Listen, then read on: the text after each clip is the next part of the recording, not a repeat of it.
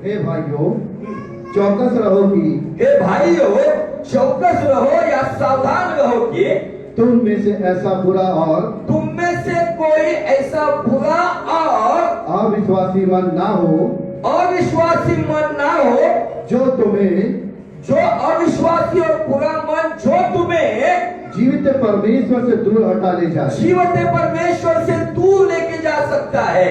वरन जिस दिन आज का दिन कहा जाता है, जिस दिन आज का दिन कहा जाता है, इसका मतलब जिस दिन मैं धरती पर जिंदा हूँ, मेरी सांसें चल रही है, मैं सही सलामत हूँ, जिस दिन तक आज का दिन मेरे लिए कहा गया है, हर दिन एक दूसरे को समझाते रहो, उन लोगों को समझाते रहो जो पहले अच्छे मन वाले थे लेकिन आज बुरे मन के हो गए, जो अविश्वास में चले गए, जो पहले विश्वास में चलते थे, जो खुदा के करीब थे लेकिन अभी दूर चले गए, उनको समझाते रहो, भले वो सुने या ना सुने। आगे, ऐसा ना हो कि अगर आप समझाओगे नहीं तो ऐसा ना हो कि तुम में से कोई व्यक्ति पाप के छल में आकर या पाप के जाल में आकर या पाप के षड्यंत्र में आकर कठोर हो जाए, क्योंकि हम मसीह के भागीदार हुए हैं। कितने लोगों को आनंद हुआ है आप मसीह के भागीदार हुए? एक लोग तालियां बजाएं। हाँ, आपको आनंद वो होगा कि धीरू भाई अंबानी ने आज हमें 50% पार्टनरशिप दी है ना, या रतन टाटा ने हमको 50% पार्टनरशिप दी, या पुणे वाले ने हमको 50% पार्टनर, वो आनंद होगा। हम मसीह के भागीदार है, ये सुनने के बाद एक आनंद की लहर उभरनी चाहिए।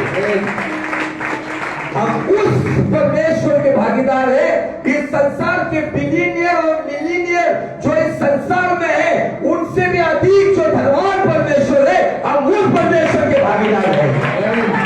हालेलुया, आपकी आंखें चमकनी चाहिए, आपके चेहरे पे लाली आनी चाहिए, भले कलम कैसा भी हो। जब आपको समझ में आता है इस संसार का जो भी कंपनी या जो भी रिलायंस एम्पायर या जो भी टाटा बिरला एम्पायर, उसकी पार्टनरशिप में जो मिलेगा वो यही रहेगा, लेकिन जिसका भागीदार मैं बन रहा हूं वो जिंदगी के साथ भी है और जिंदगी के बाद भी है। आमीन, हालेलुया, हालेलुया।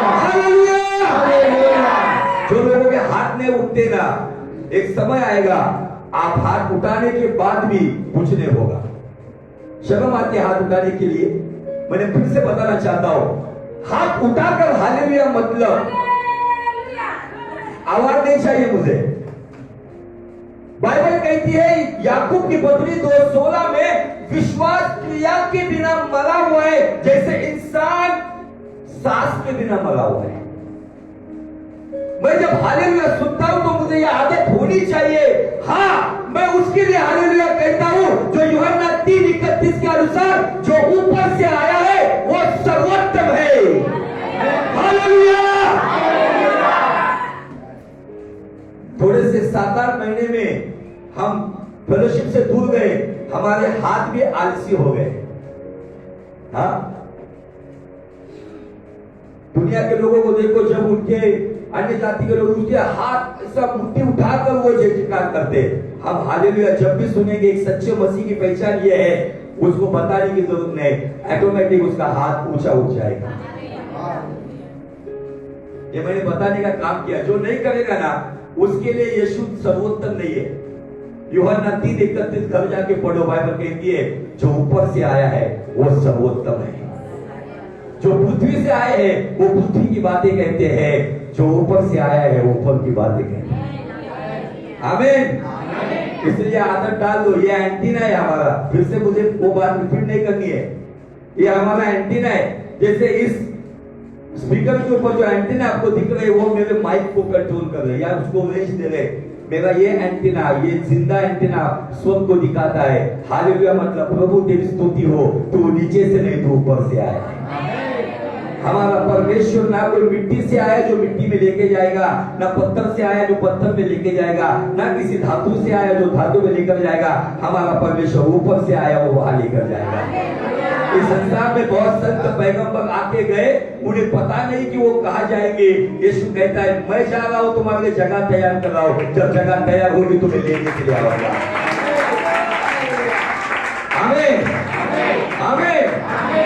आगे हम, क्योंकि हम मसीह के भागीदार हुए हैं। मसीह के भागीदार हुए हैं। यदि हम यदि जब आता है तो वहां पे नियम ये आता है, यहाँ पे शर्त आती है या टर्म्स कंडीशन आता है। जब यदि आता है, परंतु आता है, वहां पे समझना मामला गंभीर है। इस संसार की अगर आपको हमारे शहर का जो सबसे नामी व्यक्ति सेवक पुणे वाला, अगर उनके साथ कुछ बातों में पार्टनरशिप करनी है तो पार्टनरशिप में शर्तें रखी जाती है, टर्म्स एंड कंडीशन, और उसके अनुसार वो पार्टनरशिप या भागीदारी होती है। यहाँ पे एक आत्मिक भागीदारी के बारे में बताई गई है, और वो भागीदारी कब बनी रहेगी, यहाँ पे दिया, यदि हम अपने प्रथम भरोसे पर, यदि हम हमारे प्रथम भरोसे पर, प्रथम प्रेम पर, प्रथम विश्वास पर अंत तक आखिरी सांस तक स्थिर रहे। क्या रहे? दृढ़ता से स्थिर रहे। दृढ़ता से स्थिर रहे, केवल स्थिर नहीं। क्या हुआ है पता है? इन दिनों में हालात बिगड़े हुए, लोगों के रोजगार बंद है, आमदनी बंद है, कर्जे बढ़ रहे, घर की परिस्थिति बिगड़ी हुई है, कोई संसार को छोड़कर चला गया है, घर का माहौल बिगड़ा हुआ है। इसमें दुष्ट ने क्या किया है? मसीहों में अस्थिरता लेकर आया है, अनस्टेबल सबको कर रहा है। और इन परिस्थितियों में जो अपने प्रथम भरोसे पर अंत तक दृढ़ता से, मतलब मजबूती से स्थिर रहेगा, वही मसीह का भागीदार होगा। इस भागीदारी के लिए आपको कुछ देना नहीं है, या कुछ अपने शरीर को कुछ यातना देनी नहीं है। तो इस भागीदारी को बरकरार रखने के लिए आपको एक ही करना है, आखिरी दम तक खुदावन में तेरे साथ वफादार होगा। यीशु मसीह है जिंदा खुदा, वो ही है मुक्तिदाता। यीशु मसीह है जिंदा खुदा, वो ही है मुक्तिदाता। उस खुदा का कलाम इस दिल में रहे, जब तक मेरी सांस चले। उस खुदा का कलाम इस दिल में रहे, जब तक मेरी सांस चले। हर सुबह हर शाम गाएंगे यीशु नाम। Hallelujah, hallelujah. क्या आखिरी सांस तक हम ये कबूली देते कि प्रभु हालात कुछ भी हो, कोरोना आए या कोरोना का बाप या दादा आए, मैं यीशु के पीछे चलूं।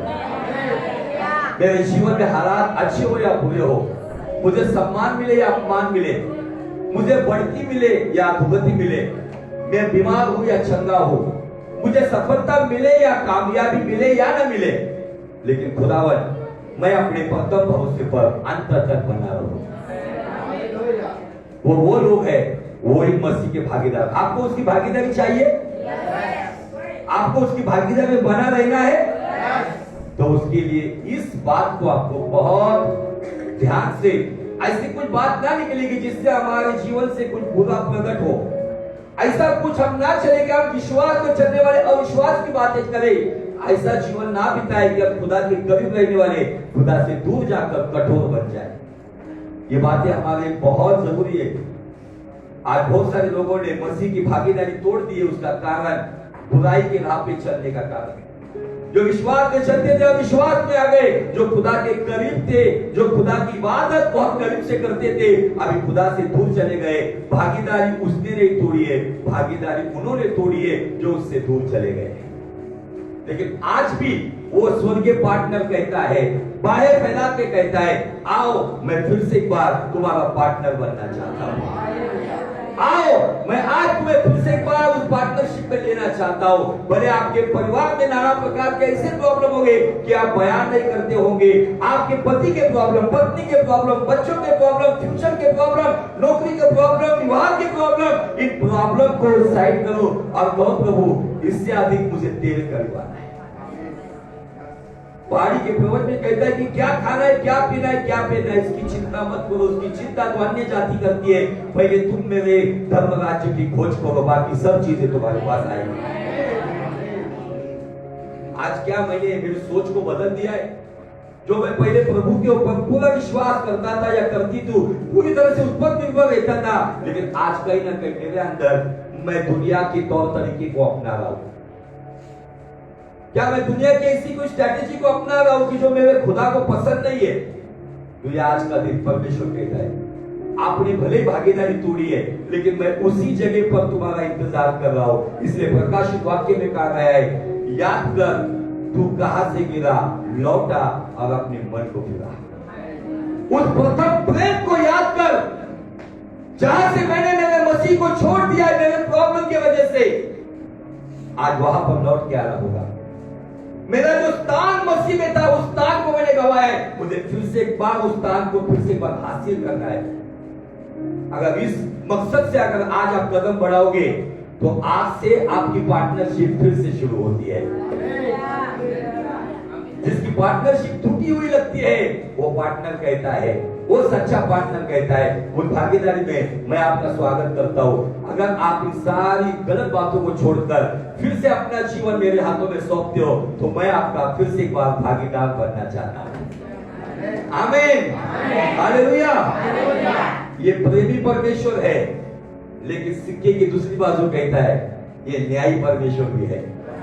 जो केवल प्रेमी परमेश्वर का प्रचार करते हैं ना, वो आधा सुसमाचार बताते हैं। पूरा सुसमाचार ये है, वो प्रेमी होने के साथ साथ वो न्यायी भी है। बहुत सारे लोग, मैं हमेशा इस सप्ताह में बता रहा हूं जगह जगह पर, बहुत सारे लोगों ने एक वचन को लिया है, कहा है प्रभु यीशु मसीह पापियों के लिए आया। मैं एग्री करता हूं, बाइबल भी मेंशन करती है, निश्चय ही प्रभु यीशु मसीह पापियों के लिए आया, लेकिन अभी धर्मियों के लिए आएगा। अगर मेरे पापों से मुझे छुटकारा मिले, लेकिन मैं बार बार उसी जगह पर जा रहा हूं, मेरी आदतें, मेरी लतें, मेरा स्वभाव, मेरे जीवन में जो खुदा को पसंद है, अगर मैं फिर से वही बातों में जा रहा हूं, तो मैं कहीं ना कहीं उसी ने दिए हुए अनुग्रह को मैं ठुकरा रहा हूं। Hallelujah, hallelujah. अगर आपका बाजू वाला हालेलुया के वक्त हाथ नहीं उठाता है, तो 2019 में मैंने परमिशन दी थी, आप उसको जोर से चिमटी निकाल सकते हो। ये परमिशन आज भी ग्रांटेड है। फिर आपकी पत्नी हो, लेकिन आपके पहचान वालों को ही लो। ये तो ऐसा ना हो वो चिमटी का कारण भूसा मिलने का कारण बन जाएगा। Hallelujah, hallelujah. ओके, आगे बढ़ो।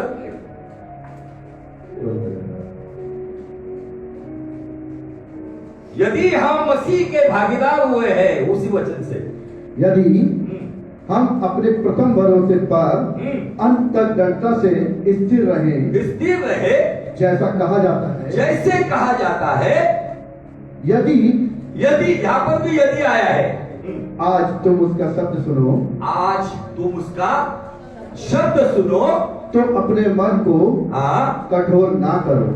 आज आप सुन रहे हो, कितने लोग सुन रहे? थोड़ा हाथ उठा के बताएंगे। यस, कितने सारे हाथ उठाकर ये आपने गवाही दी कि हम सुन रहे। लेकिन आगे वचन क्या कहता है? यदि आपने सुना है तो कठोर मत बनो, अपने आप को खुदा के हाथ में सौंपो। आज एक बहुत अच्छा स्लोगन मैं पढ़ रहा था किसी के स्टेटस पे, बहुत अच्छा लगा मुझे।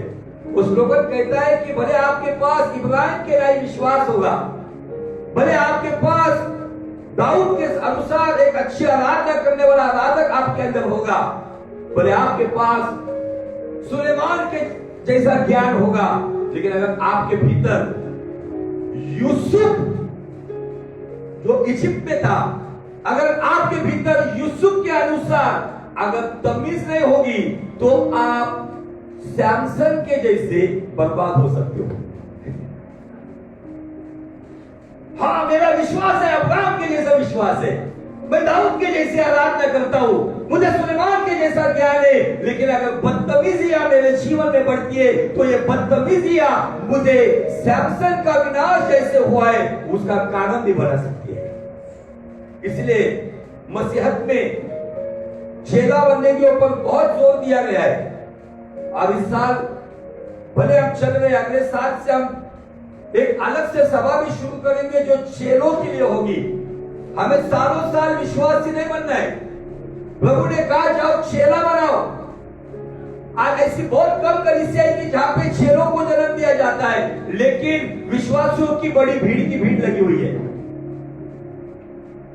आमीन, हालेलुया। मन अस्थिर कैसे होता है?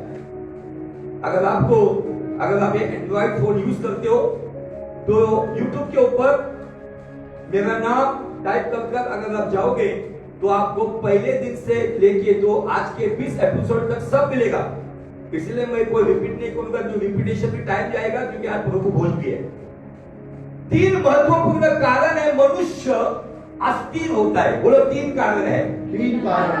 कारण नंबर 1 विलंब। बराबर, जब हमारे दिल के जैसा नहीं हो रहा है, कभी हो रहा है, कभी होगा, कभी होगा, कभी होगी मेरी शादी होने के बाद क्यों किया है शादी? जब कोई चीज हमें देरी से मिलती है, अगर हमारे भीतर अगर मसीहा के साथ एक अच्छा रिलेशन नहीं है तो विलंब हमें अस्थिर बनाएगा। अब जिसका जीता जागता उदाहरण हमने निर्गमन की पत्री में, जब सिनाई पर्वत के ऊपर मूसा 40 दिन यहोवा के साथ था और नीचे इजरायली अस्थिर हो गए, और वो अस्थिरता हारून को बिगाड़कर जीवंत परमेश्वर की अग्नि दिख रही थी, लेकिन पहाड़ी के नीचे एक बछड़े को बनाया गया और उसके सामने आराधना की गई। जब विलंब होता है तब हम दुनिया के बन जाते हैं। जब विलंब होता है और उस पर अगर हम स्थिर नहीं रहते तो निश्चय हम दुनिया के बन जाते। लेकिन हम ये कहेंगे प्रभु देरी से मिलेगा लेकिन बेहतरीन मिलेगा। बाइबल कहती है जो धीरज रखता है, जो बाट जोता है, यहोवा उसकी ओर मुड़ता है। अस्थिरता का कारण नंबर 1 विलंब। अस्थिरता का कारण नंबर 2 मिलावटी संगति, मिलावटी शिक्षा, मिलावटी जीवन। ये मिलावटी जीवन मतलब 50-50 लाइफ, दुनिया में भी और थोड़ा टाइम प्रभु में भी। अगर ये परिस्थिति अगर है तो ये मिलावटी जीवन क्या करेगा पता है? आने वाले दिनों में जैसे इजरायलियों को जो मिलावटी लोग इजिप्ट से निकले थे, उन्होंने इजरायलियों को बहकाया, इसीलिए उन्होंने उस बछड़े को बनाया। और नंबर 3 जो इब्रानी का 14 अध्याय वचन 2 में दिया है कि हमारे जैसा ही उनको सुसमाचार सुनाया था, लेकिन उनके लिए वो लाभदायक नहीं हुआ। उसके पीछे का कारण यह है कि सुनाया हुआ वचन विश्वास से मन में नहीं बैठा। आप बहुत सारों के वचन डायरी में लिखे होंगे, बुद्धि में होंगे, लेकिन मन में नहीं है तो कुछ उसका फायदा नहीं है। ये 3 कारण है मनुष्य अस्थिर होता है। अगर आपको अस्थिर नहीं होना है, विलंब हो या ना हो, खुदावन मैं तेरा इंतजार। बहुत सारे लोगों ने इंतजार नहीं किया, उनके निर्णय गलत हुए, आज उनके जीवन में बहुत सारी समस्याएं। जो धीरज से बाट जोता है वो एक शहर जीतने वाला व्यक्ति होता है। आज हम इंतजार करना चाहिए। मेरे सामने ऐसे कुछ लोग हैं जिन्होंने सालों इंतजार किया, इसलिए आज उनका प्रतिफल उनके पास है। लेकिन जो हार्ड एंड फास्ट पाना चाहता है, भले उसको मिलेगा भी, लेकिन उसके अंदर श्रापित बातें आएगी। लेकिन जो परमेश्वर की बाट जोता है, बाइबल कहती है जो यहोवा की बाट जोता है वो कांप के नहीं ऊंची उड़ान उड़ता है। अगर आप ऊंची उड़ान उड़ते तो आपको धीरज रखना बहुत जरूरी है। नंबर 2 मेरी संगति किसके? मैं ये नहीं कह रहा हूं आपको काम धंधा छोड़ना है, आपको किसी के साथ जो काम करे उसको छोड़ना है, ये नहीं। आपके सोच मिलावटी नहीं होने चाहिए। इसका मतलब नो कॉम्प्रोमाइज।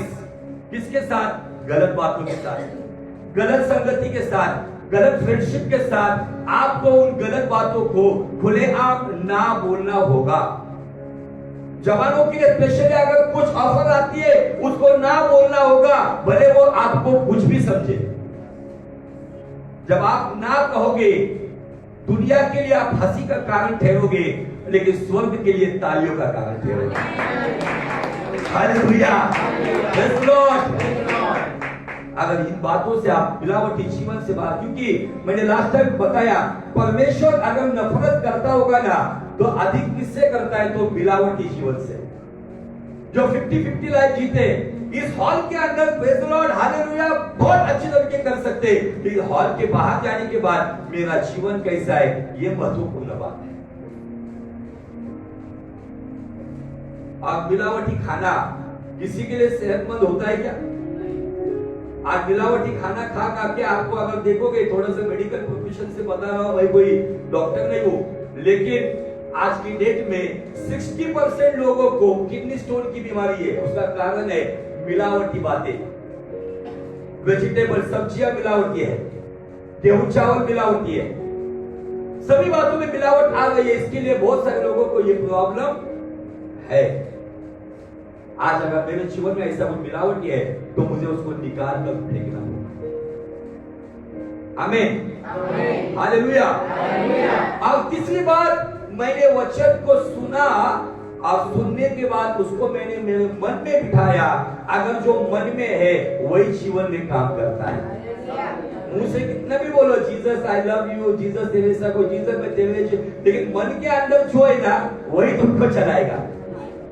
इसीलिए नीतिवचन 4:23 कहता है कि सभी अनमोल बातों से अधिक अपने हृदय की रक्षा कर, क्योंकि उसी के भीतर जीवन का मूल स्रोत है। और हृदय की रक्षा करने के लिए आपको वचन से उसे प्रोटेक्ट करना होगा।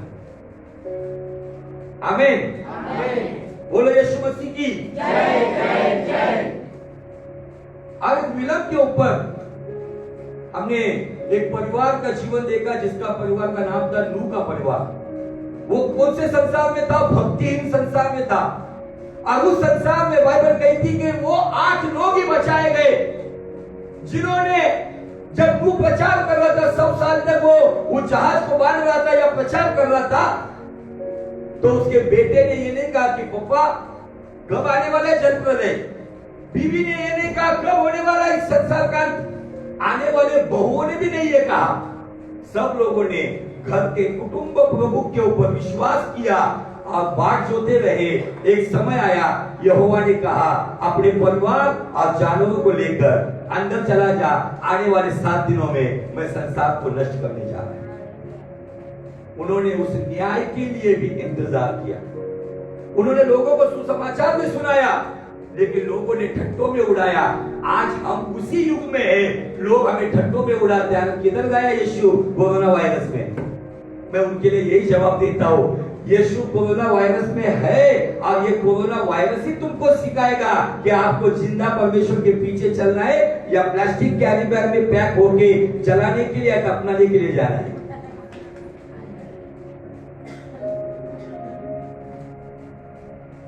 हालात जो आज बिगड़ी हुई है, इसमें जो स्थिर रहेगा वही बचाया जाएगा। ये स्थिरता बहुत जरूरी है। सोच में स्थिरता, आंखों में स्थिरता, क्योंकि आपको बताऊं, आपके हाथ में जो दुष्ट ने दिया हुआ गैजेट जिसे एंड्रॉइड मोबाइल कहा जाता है, उसका यूज आप कैसे करते हो। बहुत सारे लोगों को नशा लगी हुई है। मेरे पास कुछ फोन आते हैं, पास्टर जी मैं इससे छुटकारा पाना चाहता हूँ। बहुत सारे लोग मोबाइल में रात भर पोर्नोग्राफी में पड़े हुए, अश्लील चलचित्र देखने में पड़े हुए। अब उनको नशे के जैसा हुआ है कि जब तक देखेंगे नहीं तब तक चैन नहीं मिलता है, और इसके वजह से परिवार बिखर रहे। आज ये स्पिरिट बहुत बड़े पैमाने में काम कर रहा है। फिर ये कौन सा संसार है? यही भक्तिहीन संसार है। यीशु मसीह के आने के बाद में जो चिन्ह दिया गया था उसे नूह के चिन्ह के साथ जोड़ा जाता है कि अंतिम समय में ऐसा होगा कि लोग खाएंगे पिएंगे, शादी ब्याह करेंगे, मौज मजा करेंगे, और तब परमेश्वर के पुत्र का आना होगा। अब जो स्थिर रहेंगे, जिनकी निगाह परमेश्वर की ओर लगी होगी, उनको वो लेकर जाएगा। सभी को नहीं, अपने चुने वो परिवार, उसकी फेलोशिप हमने देखी है। लेकिन आज मैं एक उत्तम दाखिला प्रभु यीशु मसीह ने अंतिम समय के ऊपर दिया, और वहां पर भी विलंब हुआ, और विलंब होने के बाद कुछ लोग अंदर गए, कुछ लोग बाहर रह गए। 10 कुंवारियों का जो दाखिला या जो दृष्टांत हमें मत्ती रचित सुसमाचार 25 अध्याय में प्रभु ने दिया है, आइए उस वचन की ओर थोड़ा सा ध्यान लगाकर आगे जाएंगे। मत्ती रचित सुसमाचार अध्याय 25 से लेके आगे, मैथ्यू चैप्टर 25।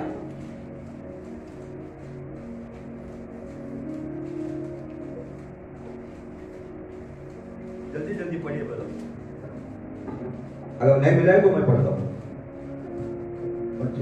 25 आपको जब पता चलेगा मैं 10 कुंवारियों का बोलूंगा ना, आप इतने तैयार होना चाहिए, मैं अध्याय बोलने से पहले आपकी बाइबल खोलनी चाहिए, इतने प्रॉम्प्ट होने चाहिए। आगे, तब स्वर्ग का राज्य उन 10 कुंवारियों के समान होगा, उन 10 कुंवारियों के समान होगा जो अपनी मशाले या अपनी दिए आप कह सकते हो लेकर दुल्हन से भेंट करने को निकली। किससे भेंट करने को निकली? दुल्हन से। एक्चुअली तुलना की गई है कि स्वर्ग का राज्य ऐसा है, यीशु मसीह ने बहुत सारे एग्जांपल दिए। स्वर्ग का राज्य उस जाल के जैसा है, स्वर्ग का राज्य समंदर के जैसा है, स्वर्ग के राज्य में भोज किया जाता है। अब एक एग्जांपल लेके गए थे, स्वर्ग का राज्य उस 2 कुंवारियों के जैसा है जो अपनी मशाले लेकर दूल्हे को मिलने जा रही है। दूल्हा 1 है, दुल्हन 10 है। आगे, उनमें 5 मूर्ख और 5 समझदार थी। वो 10 में 5 मूर्ख है और 5 सयानी है। आगे, मूर्खों ने अपनी मसाले तो ली, परंतु अपने साथ तेल नहीं लिया। अपने साथ क्या नहीं लिया? तेल नहीं लिया। हाँ, आगे, परंतु समझदारों ने अपनी मसालों के साथ अपनी कुप्पियों में तेल भी भर दिया। समझदार जो सयानी थी, उन्होंने मसालों के साथ साथ अपने लिए कुप्पी में एक्स्ट्रा तेल भी लिया। आगे, जब दूल्हे के आने की देर हुई, जब दूल्हे को आने के लिए क्या हुआ? देर हुआ या विलंब हुआ, तो वे सब ऊँघने लगी और सो गई। जब दूल्हे को आने के लिए समय हुआ तो ये यहाँ पे दोनों कैटेगरी की जो कुंवारियां है, कुछ लोग नाइट ड्यूटी करके आने के बाद, मुझे अच्छा पता है, धीरे धीरे वो ऊँघने लगते और थोड़ी देर के बाद खराटे मारते हुए सो जाते हैं। ऐसे बहुत दिव्य एग्जाम्पल हमारे पास है। यहाँ पे भी ऐसा दिख रहा है कि वो दूल्हे का इंतजार करते करते जो सयानी है और मूर्ख है, यहाँ पे कॉमन बात एक दिखती है, सयानी हो या मूर्ख हो, नींद आने वाली है। दोनों को नींद आ गई और वो सो गए। आगे, आधी रात को धूम मची, आधी रात को बड़ा स्वर्ग में से डीजे बजा। देखो दूल्हा आ रहा है, उससे भेंट करने के लिए चलो। तब वह सब कुंवारियां उठकर, वो सारी कुंवारियां उठकर अपनी अपनी मसाले ठीक करने लगी, अपनी मसाले अपने दियों को ठीक करने लगे। और मूर्खों ने समझदारों से कहा, अपने तेल में से कुछ हमें भी दो। आपके पास जो कुप्पियां है उसमें जो तेल है उसमें से थोड़ा हमें भी दे दो, क्योंकि हमारी मसाले बुझ जा रही है। हमारी मसाले अभी थोड़ी देर में बुझने वाली है। और दूल्हे को भेटने के लिए या मिलने के लिए यहाँ पे एक नियम दिया गया है। दुल्हन ऐसी भी जाके मिल सकती है जब दूल्हा आए तो, लेकिन यहाँ पर जो स्वर्गीय दूल्हा, जो तुम्हारा मेरा दूल्हा, जो यीशु मसीह आएगा, उसको भेंट करने के लिए हम जीवित दशा में हो या मृत दशा में हो, हमारे मशालें जलती होनी चाहिए। हालेलुया। दूल्हे को मिलने तो मशाले की जरूरत है। क्या ये मशाल? तेरी मशाले जलती रहे, कभी भी ना वो बुझ पाए। तेरी मशाले जलती रहे, कभी भी ना वो बुझ पाए।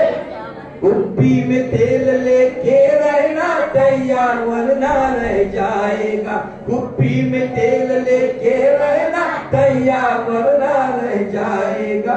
पापों की भीड़ में ना खोना,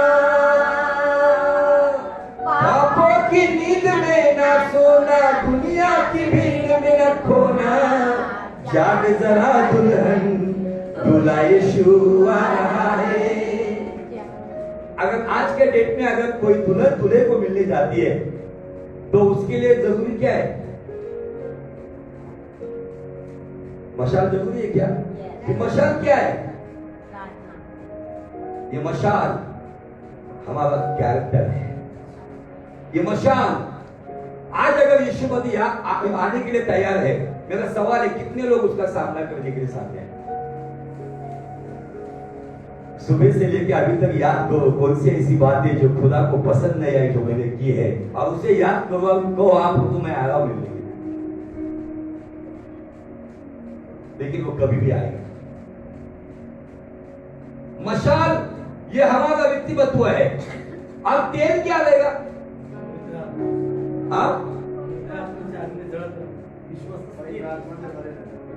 पक्का जरा सोच समझ के जवाब दे दो।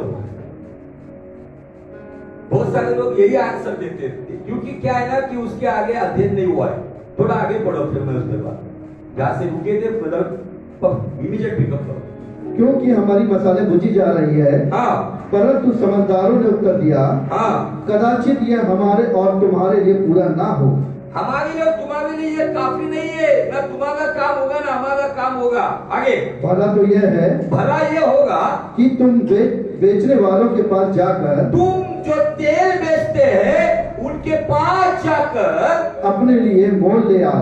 अपने लिए मोल मतलब खरीद के लेकर आओ। अगर रॉबर्ट बदल के सवाल के जवाब के अनुसार अगर पवित्र आत्मा है तो क्या पवित्र आत्मा खरीदा जा सकता है या बेचा जा सकता है? कुछ कहेंगे अभिषेक, क्या अभिषेक बेचा जा सकता है या खरीदा जा सकता है? क्या है फिर वो तेल? बोलो बोलो। बहुत इंटरेस्टिंग बातें प्रभु आज आपसे करेगा। अगर ये समझ में आए ना तो आपका दूल्हा कभी भी आओ, आप इन बातों को समझकर अगर उस पर चलोगे ना तो निश्चय खुदावन आपको लेकर चलेगा। ना उसका मतलब अभिषेक होता है, ना उसका मतलब पवित्र आत्मा होता है, ना उसका मतलब प्रार्थना जीवन होता है। प्रार्थना जीवन तो वही है जो मशाल को दर्शाता है। आग में जलने वाला, विश्वास की आग में जलने वाला, पवित्रता की आग में जलने वाला, वही मशाल मतलब हमारा जीवन है। लेकिन तेल, तेल क्या है? आगे जब वह मोल लेने को जा रही थी, जब वो तेल खरीदने के लिए डिमांड में जा रही थी तो दूल्हा आ पहुंचा। तब दूल्हा सडनली आ पहुंचा और जो तैयार थी, कैसी तैयार थी? जली हुई मशाल के साथ और एक्स्ट्रा तेल के साथ जो दुल्हन तैयार थी वह उसके साथ विवाह के घर में चली गई। वो उसके साथ कहा गई? विवाह के घर चली गई। विवाह के लिए नहीं गई, गौर से पढ़ो उसको। विवाह के घर चली गई। ये दूल्हे की जो साथ आने वाली, क्या कहते हैं उसको? गलौरिया। विवाह के घर चली गई। आगे और द्वार बंद किया गया। और द्वार बंद किया गया। आगे इसके बाद वह दूसरी कुआरियों भी आकर कहने लगी, हे स्वामी, हे स्वामी, हे स्वामी, हे स्वामी, हमारे लिए द्वार खोल दे, हमारे लिए द्वार खोल दे। उसने उत्तर दिया, अंदर से जवाब आया, मैं तुमसे सच कहता हूँ, मैं तुम्हें नहीं जानता। आगे इसलिए जागते रहो,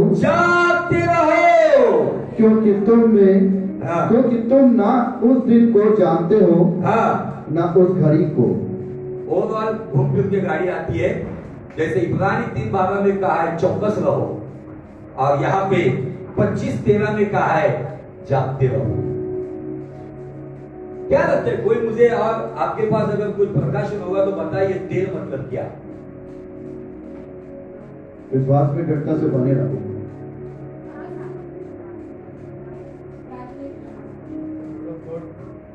वर्ड ऑफ गॉड तो वही हो गया, वचन रूपी अग्नि में आप भरे हुए, प्रार्थना से भरे हुए, पवित्रता से भरे हुए। अगर इस संसार से हम जाएंगे तो हम साथ क्या लेकर जाएंगे? कुछ लेकर जाएंगे क्या? आत्मा तो जाएगा ना, आत्मा तो है ना ऊपर। बिना आत्मा जाएगा तुम्हारा शरीर टूट जाएगा। इस संसार से आप कुछ लेके जा सकते हो क्या?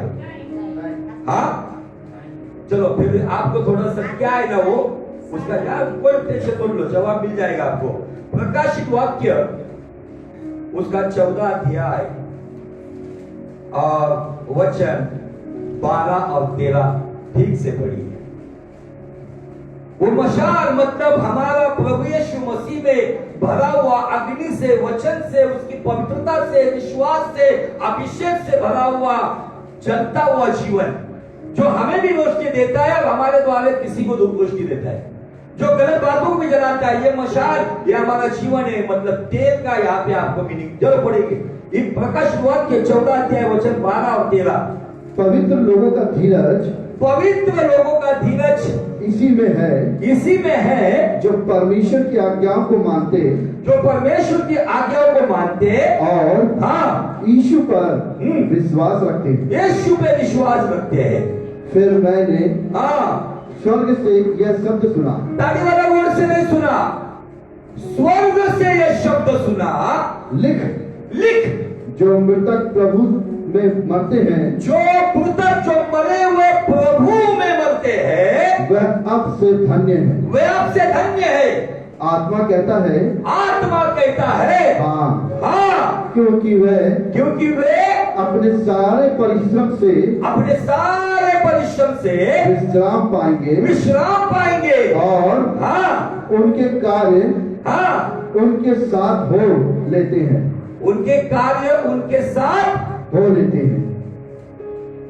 हमने सुना है कुछ लेके नहीं जा सकते, तो ये कार्य मराठी में क्या जगह पढ़ो, 14 वचन 13 वचन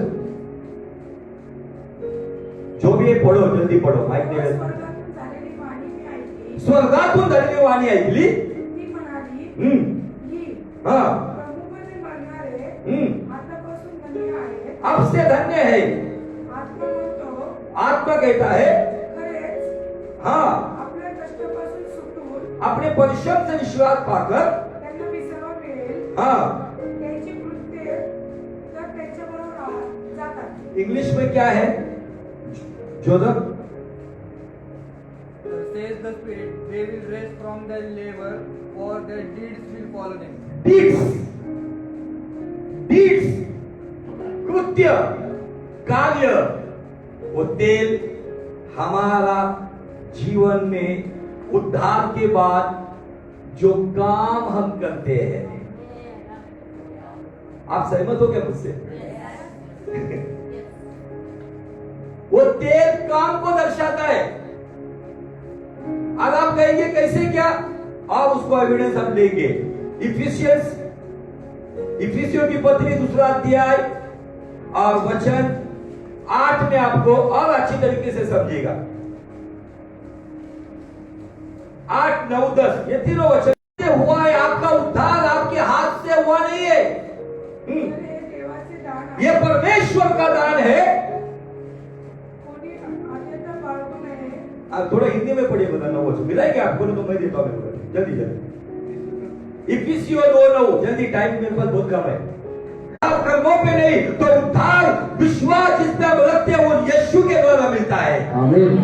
ये संसार उन कर्मों पर ध्यान देता है, फिर संसार का कोई भी धर्म हो वो कर्मों को महत्व देता है। इसलिए कोई 7 समंदर पार जाके कर्म करने के द्वारा कहता है कि उसे नजात मिलेगा। इसलिए कोई कहता है 5 धाम की यात्रा करने के बाद मुझे मोक्ष मिलेगा। लेकिन बाइबल कहता है कि परमेश्वर यीशु में विश्वास करने के द्वारा उद्धार हमें उसके अनुग्रह से मिलता है।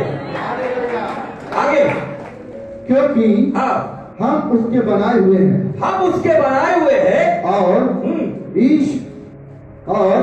मसीह यीशु में उन भले कामों के लिए सृजे गए हैं। सृजे गए मतलब बनाए गए। कौन से कामों के लिए? भले कामों के लिए। और ये भले काम कब करना है? उद्धार के बाद। नहीं तो आज संसद का पापी व्यक्ति, अगर कोई गैंगस्टर है, अगर वो 2 करोड़ रुपया लेकर अगर किसी को अगर उड़ाता है या उसको मारता है, उसमें से 25 लाख कहीं पर वो दान दे देता है।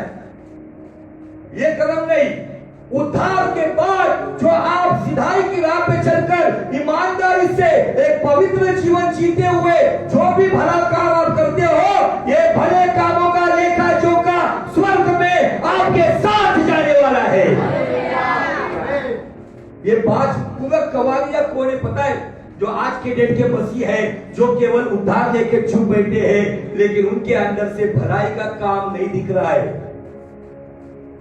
उद्धार का अनुभव मिला है, अन्य भाषा भी बोल रहे, पवित्र आत्मा से भी भरे हुए, मशाल जल रही है, लेकिन साथ में एक्स्ट्रा तेल जो मसीह में जो परिश्रम करना है, वो कामों का तेल उनके आत्मिक जीवन को जलाते रहता है। और ये इस वक्त हमें ये दिखाता है कि अगर वो तेल नहीं है, मशालें बुझ रही है और अंतिम समय में आप काम करने के लिए जाएंगे, तब तक दूल्हा आके चला जाएगा।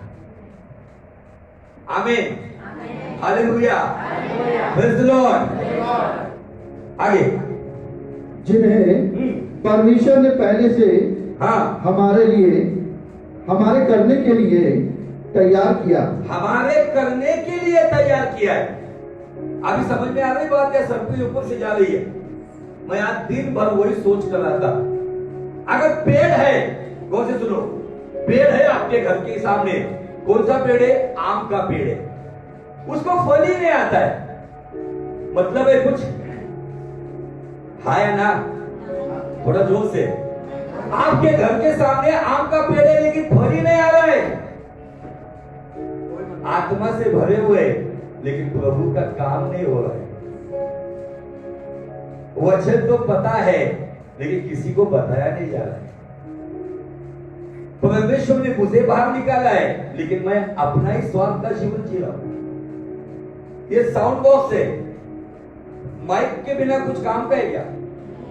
एक भी एग्जांपल, कब काम करेगा ये साउंड बॉक्स? जब इसके साथ माइक जोड़ा जाएगा। अगर मेरे पास पिस्तौल है और मैं अभी शिल्पा को उसके सामने रोक कर अगर मैं उड़ाना चाहता हूं, उसमें गोली नहीं,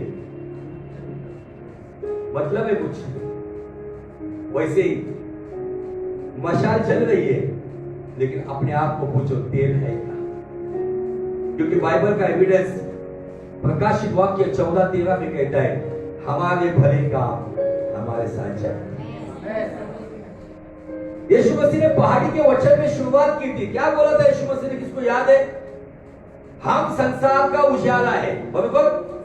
उसके बाद मेरे ख्याल से आई थिंक मत्ती 5:16 में वो ऐसा कहता है कि तुम्हारा उजाला इस संसार पे इस कदर गिरने दो कि तुम्हारे भले काम देखकर, कौन से काम? किसकी महिमा हो? हाँ, राउत ब्रदर हमेशा प्रार्थना करते वक्त बहुत आराम से एक लाइन बहुत अच्छी बोलते हैं, मुझे एकदम अच्छा लगता है। हे हमारे प्रभु यीशु मसीह के पिता। हाँ? वो पिता, आपने संसार में कितने बच्चों को जन्म दिया है, आपने मैंने कितनी कलीसिया बनाई है, उसे इतना महत्व नहीं देगा। मैंने इस संसार में मेरे भले काम, मेरे परिवार में, अगर आप पति हो तो परिवार में आपके काम, अगर आप पत्नी हो तो पत्नी का घर के अंदर के काम। जब नए नियम का पहला भविष्यवक्ता आया, जिसका नाम है यूहन्ना बपतिस्मा करने वाला, जो एलिया की आत्मा से आया, उसने क्या कहा? देखो, जड़ के पास कुल्हाड़ी रखी हुई है, जो पेड़ फल नहीं देगा उसे काट कर अग्नि में डाल दिया जाएगा। क्यों कहा गया ये बात? क्योंकि अगर मैं पेड़ हूं, परमेश्वर का पेड़ हूं, परमेश्वर की दाख बारी में लगाया हुआ पेड़ हूं, अगर मेरे जीवन से अच्छे कामों का फल नहीं आ रहा है, अगर ये निष्फल जीवन है, भले में आत्मा से भरा होगा, रबा करता होगा, लेकिन मेरे अंदर अगर वो बात नहीं, तो ये तेल मुझे बनाना होगा। अभी आपको मैं बताना और अच्छी तरीके से, आप बहुत समझा, अभी ये संसार का जो त्योहार चल रहा है, सब जगह पे आपको घिस घिस के काम करवाना पड़ता है ना? आपकी जो मालक मालकिन होगी, घिस के काम करो। हम लोग क्या कहते? आज तेल निकालेगा बाबा, ये शब्द आता है कि नहीं आता? तेलच काढलं माझं आज, बरोबर है क्या? फिर तेल कहां से निकला?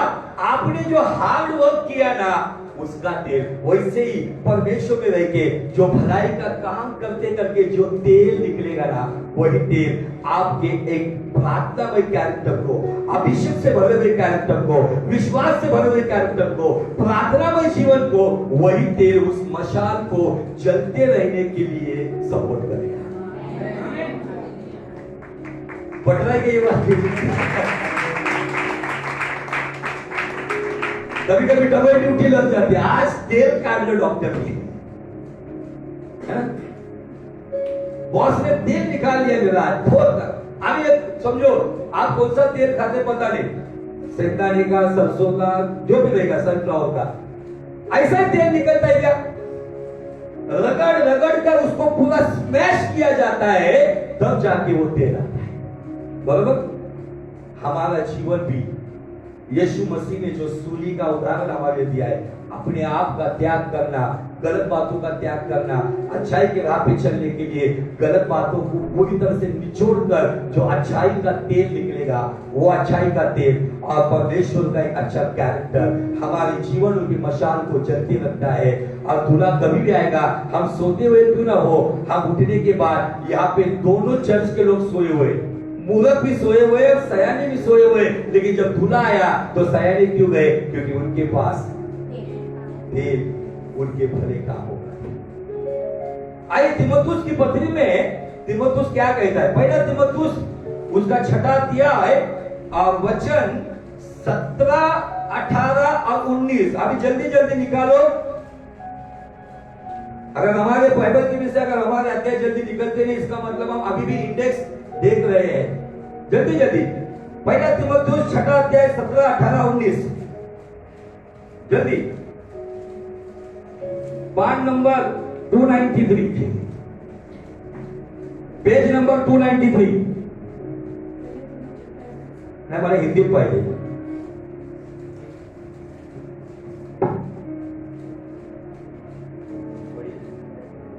टाइम कम है ब्रदर, आज तो वो भोजन भी जल्दी पढ़ो। इस संसार के धनवानों को पढ़ो। 17, 18, 19 जल्दी ब्रदर। कोणीतरी हिंदीत वाचायला मला सपोर्ट करायला कोणी येत असेल। इस संसार के हाँ धनवानों को ज्ञान दे। क्या होता ब्रदर कि जब स्पिरिट में मैं चल रहा हूं ना, तो वो डिलीवर इमीडिएट होना चाहिए। अगर उसमें पॉज आता है ना, तो उसका पंच चला जाता है। वो पंच आप तक मुझे पहुंचाने के लिए प्रभु ने खड़ा किया है। वो पंच मिलने के लिए अगर बीच में का टाइम चला जाएगा ना, तो मजा नहीं है। जल्दी जल्दी। इस संसार के धनवानों को आज्ञा दे कि वह अभिमानी ना हो। वो अपने धन के लिए, अपनी शान के लिए, अपने बड़े नाम के लिए अभिमानी ना हो। और चंचल धन जो आज तेरा है, पता नहीं कल किसका होगा। आज की डेट में मसीहों में भी बहुत सारे लोग अपने चंचल धन पर ईमान रखे हुए हैं। आशा ना रख, आशा वो चंचल धन पे ना रख, परंतु परमेश्वर पर जो हमारे सुख के लिए सब कुछ बहुतायत से देता है, वह भलाई करे और भले कामों में धनी बने। और रुको आपको समझा उन्होंने क्या पढ़ा है?